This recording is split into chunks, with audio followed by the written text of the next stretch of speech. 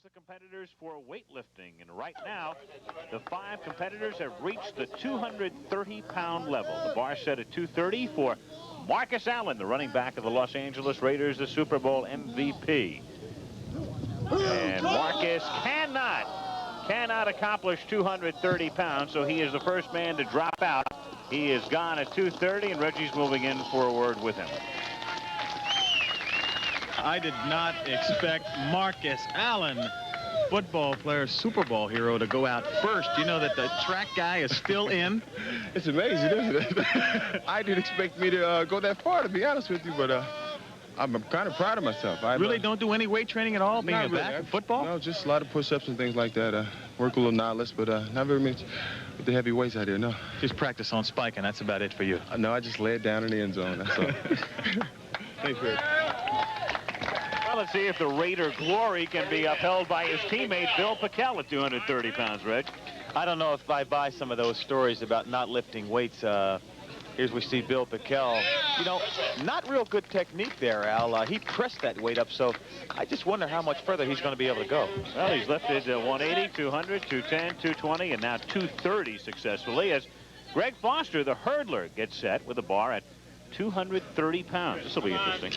Yes, it will, because he's very slight of build. He needs a lot of technique. And no, he can't do it. He barely lifted 220. Out he goes at 230 pounds with Reggie moving in. I don't feel bad now.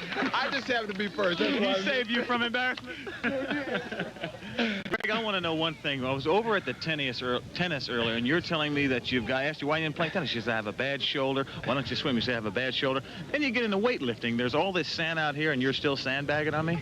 Well, it's a little bit different. I'm lifting a little bit different way. I'm not taking my arm around in any circles or anything. But I'm really shocked I went that far, though. I'm really shocked. You did a pretty good job. Thank you. Especially for a guy with a bad shoulder. Well, it held up through this, so what can I say? Marcus said you saved him from embarrassment, that's for sure. I don't know about that, but... Thank you. Nice going. Thank you. So the hurdler Foster is out, and the running back Allen is also out. Now you got a guy who looks like a human moving van. That big offensive lineman, Mark May, ready to attempt 230. I think at 6'6", 295 pounds, Al, it really doesn't matter what kind of technique that this big fella has. I think the people kind of expect him to win this one from the big, quiet guy. They expect a great performance. Well, he sort of slumps into that chair, but that may be more of a psychological move. He's having no problems. Now you've got Tom Petranoff, who's already banked 2 events. He's won the tennis and the swimming, attempting 230. Here we get a real good study of outstanding technique, Al. Perfect. 230, no problem for Petranoff. He'll advance. As the weightlifting resumes, Pickel, May, and Petranoff have each successfully lifted 240. Now you've got Bill Pickel, the Raiders' defensive lineman, attempting 250 pounds, and no, he cannot do it, so Pickel is out at 250. Well, you would seem to be surprised that he missed that weight, Al, but really the reason is shown right here. Bad technique. I know he's lifted weights as a lineman. It's required as a football player. But he does not get his body weight down underneath him, does not use his legs, and consequently he missed the lift. Well, now you've got May, who's an even bigger man. His technique hasn't been terrific, but he's had no trouble at all. I mean, he's making it look very, very simple right now. Well, he's awfully big and strong, 6'6", 295 pounds, and he does have some technique because he told me earlier that he does use some weights in his training. And I think we'll begin to see it show just about now at 250 pounds as Petranoff tries to match that and does.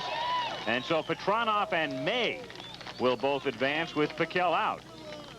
So it's been quite a day already for Petranoff, who has won the tennis, has won the swimming, and now can finish no worse than second in the weightlifting as they will add 10 pounds to the bar and take it up to 260 pounds for Mark May. Well, the big guy here with a lot of size, a lot of strength, and pretty good technique. Al, you see him get his legs in there. He dips down a little bit and gets that weight up there. And, of course, all that size and strength. I think he's starting to get serious right now. He's putting on a little psych job there that he's tired, but I'm sure the big guy's got an awful lot left. He is. You get the feeling he's just getting warmed up for this right now as Petranoff approaches the bar at 260 pounds. The big reason that Tom is still in this thing is the fact that he's got real good technique. He uses his legs as his #1 fan, Carolyn, looks on. Interesting, too, the crowd reaction. They were rooting for Marcus Allen in the tennis, and now as you look at Petranoff's technique, they're back at him against May. We get an excellent look at technique. Look at the leg power he's getting, and look at the use of that lower body and the way he's dipping his upper body and getting the weight up there. So they move on to 270 pounds. And it's funny, the reaction of the crowd. All of a sudden, Petranoff, who was the villain against Allen, the Super Bowl hero, is now the hero here because he's the smaller man. Well, naturally, the public goes for the underdog. We see the big fella here starting to feel comfortable, I think, now, 270 pounds. I think he feels like he's starting to go in the pits now, like they do in football between those in that line of scrimmage. He starts to feel comfortable. Feels like he's moving body around at 270 pounds. Probably thinks that's Alzado on the bar, but he handles 270. And now you've got Petranoff at 270 pounds, a man who is an experienced lifter. He only weighs 220 pounds, so he's starting to get real impressive right here. The outstanding technique is what allows him to make this weight here, Al. So on they go. Mark May of the Washington Redskins and Tom Petranoff, the javelin thrower, advancing to 280 pounds when we come back. Well, the battle in weightlifting continues. The bar is now set at 280 pounds, and one of the Hogs, the offensive lineman from Washington, Mark May, approaching the bar. I think he's starting to get serious right now. I think he's going to make sure that the Redskins try to come away with something down here. Very nice lift. Well, he's already taken care of the Raiders. He got rid of Allen and Pickel, who dropped out earlier. And all he has to worry about right now is the man from the world of track and field, Tom Petranoff, who's told us that he's lifted around 300 pounds in his training program, and he's looked very sharp to this point. Well, he said he's been doing an awful lot of weight training with getting ready for the Olympics, and he definitely knows what he's doing. He's got outstanding technique, really gets his legs into the lift out. 280 for Petranoff. Yes.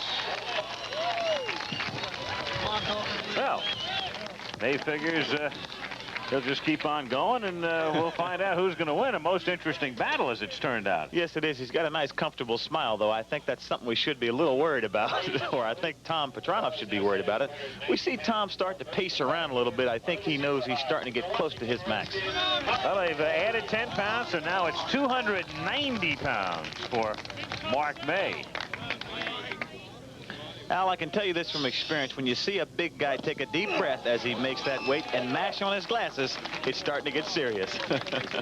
Well, he keeps putting that pressure on Petranoff by virtue of the draw. He goes first, so Tom knows what he has to do to stay in it right now. As he gets ready to approach the bar at 290. I think Tom, Al, is starting to get a little nervous. I saw him take a big walk around the back there. I see him take a big walk back around again to pick up the weight, get close to the platform there, and he's starting to hem and haw and starting to paw. He's got to be perfect this time. He's got a lot of weight, getting close to his max. He did not take that direct line to the bar this time. You're right. And no, he cannot lift 290, but the personable one is able to manage a wide grin anyway, and why not? He finishes second, and that's worth 7 points as Mark May, the big man, prevails. Here's another look as that mountain of a man makes a winning lift at 290 pounds, Al, and he gets the Redskins some revenge down here in Miami. Looks like he might have been able to go on all afternoon, but 290 is enough. He wins it with Petranoff second. Pickel finishes third. Allen and Foster tie for fourth. And so Petranoff had a total of 27 points after the first 3 events.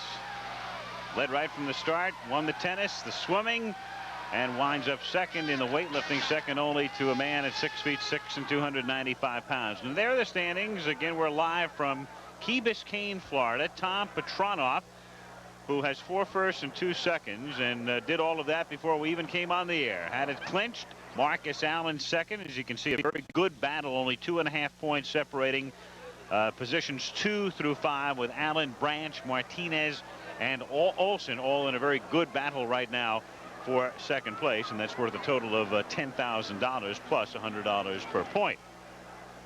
Mark May, as we take a look at the rest of the standings, is in 6th position. Now, these are the men's finals today, and a week from today, the women's Superstars finals, live from this very same venue, Miami Beach and Key Biscayne, as the events are split up between the 2 sites. And it will all get underway at 2 o'clock Eastern, 1 Central and Pacific time. Next Sunday, the women's superstars, featuring, among others, Martina Navratilova. So Petranoff has clinched it, and he's a fella, as we said earlier, a very interesting story and development, and a man who holds the world record in the javelin. He told Dan Simon about it earlier. It's funny because a lot of people thought it was a fluke when I broke the world record, and thank God I had a good season, and I came out with the most throws over 300 feet in one season, and I had the most meets over 300 feet in one season. And I beat my #1 competitor in the Coliseum, which is Detlef Michel from East Germany. And I beat him there decisively, 310 feet. And my top 5 throws averaged 312 feet. So I don't think it was a fluke. And after the biomechanical analysis that was done on my world record throw, I missed my throw by somewhere between 6 and 8%. And if you put that into a formula, it comes out to be over 350 feet that throw could have gone. So people might be saying, well, that's just unbelievable, but I broke the world record by 3%. That's the way I look at it, is 3%. So I think I can throw further. I know I can throw further, and it'll be a big boost living in Los Angeles, 20 miles north, sort of the hometown boy type of thing, and I'm ready. So you think you can throw it further than this world mark that you set? Definitely. You figure you can win a gold medal in Los Angeles? I know I'm going to win a gold medal in Los Angeles. I'll be back.